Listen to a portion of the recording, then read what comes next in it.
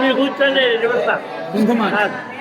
మీరు నిలబడమేంటి, మీరు కూర్చోండి. అలా కాదు, భలే వాళ్ళే మీరు అందరూ. ఇద్దరు ఆవిడికి ఫోటో, మీకు కాదు.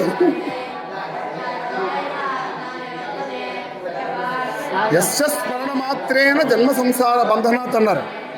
ఏమండి విష్ణుమూర్తికి అవి ఎలా అవుతుంది అని అడిగాను. ఊరినాళ్ళు చెప్పేసి మనం ఏమో కదా, సోమవారం రోజు అడుగుతుంటే ఇలాగ ఏమైనా క్వశ్చన్లు. స్మరణ మాత్రాన ఎందుకు ఎలాగొస్తుంది జన్మ సంసార బంధనాత్ అని అదే చెప్తున్నా. అవి ఇవాళ చెప్పడానికే మీకు క్వశ్చన్ అడిగాను ఫస్ట్. ఈ కుర్చీలో ఎవరు కూర్చున్నారు? ఆయన. ఈ కుర్చీలో ఎవరు కూర్చున్నారు? ఆయన. అని లేవగానే నేను కూర్చుందాం అనుకున్నాను. చెప్పేది వినండి. మీరు కూర్చున్నారు. ఇప్పుడు నేను ఎలా కూర్చుంటాను? నేను కూర్చోలేను. ఇదే మీ జవాబు. మీ జవాబు ఏంటంటే కాదండి, మీరు అర్థం కాలేదు కాబట్టి మళ్ళీ చెప్తున్నాను. మీరు ప్రతిసారి నేను చెప్పినప్పుడు మీకు అర్థం కాలేదు, నాకు అర్థమవుతుంది. ఈ కుర్చీలో ఎవరు కూర్చున్నారు? మీరు.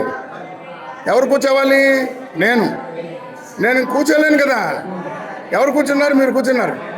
అవునండి, ఇదే సోమవారం చెప్పిన జవాబు. ఇప్పుడు దానికి అర్థం చెప్తా వినండి. ఇక్కడ ఎవరిని కూర్చోబెట్టాం? మన మనసులో సోమవారం కూర్చోబెట్టాం. ఇంకెవరినో కూర్చోగలరా?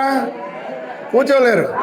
యస్యస్ స్మరణ మాత్రేన జన్మ సంసార బంధనాత్. ఎందుకంటే మీ కుర్చీలో ఎవరిని కూర్చోబెట్టారు?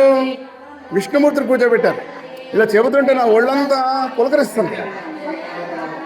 మీ కుర్చీలో ఎవరు కూర్చున్నారు? మీ కుర్చీ అంటే మనసు. కుర్చీ అంటే కుర్చీ అనుకోవద్దు. మనసులో ఎవరు కూర్చున్నారు? విష్ణువు. ఇప్పుడు మిగతా విషయాలు ఎలా కూర్చుంటాయి? కూర్చోలేవు. ఒరేయ్, నేను కూర్చుంటే జన్మ సంసార బంధనాత్ ఎలాగవుతుందంటే ఇంకోటి ఎవడో కుర్చీలో కూర్చోలేడు కదరా. అర్థమైందండి? స్వామివారికి మనకి తేడా ఏంటి? అలా చెప్తారు ఆయన. ఎప్పటికీ బాగా గుర్తుండిపోయేటి. ఇంక అసలు ఇప్పుడు మీరు కుర్చీ చూడగానే మీకు ఏం గుర్తొస్తుంది? సంసార బంధం అది గుర్తొస్తుంది. అందుకని